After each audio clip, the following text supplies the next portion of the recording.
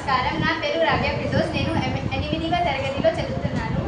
ఈరోజు నేను మీకు 1వ పాఠం హంస ఎవరిది గురించి సెమినార్ ఇస్తున్నాను. పూర్వం కపిలవస్తు నగరాన్ని శుద్ధోదనుడు అని రాజు పరిపాలించినవారు.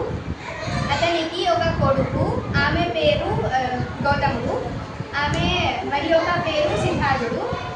గౌతముడు చిన్నవ మిత్రుడు దేవదత్తుడు. ఒకరోజు రెండవ మిత్రుడు ఒక నది తారానికి వెళ్ళారు. అక్కడి దేవదత్తుడు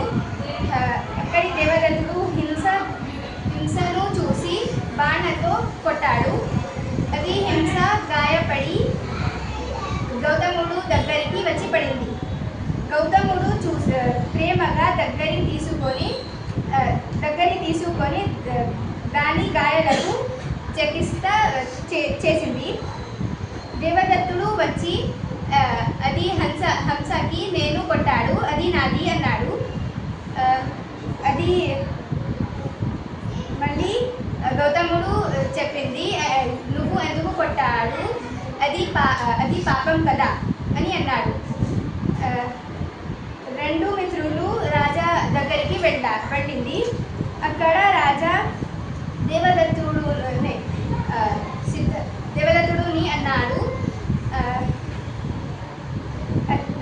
నువ్వు బాణతో హంసను కొట్టాడు, అది హంస గాయపడింది, అది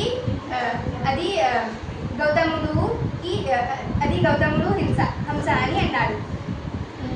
దేవదత్తుడు సంతోషం పడలేదు. అది చూసి రాజా ఒక పీటను పట్టింది. అది పీటను హంసకి పెట్టింది.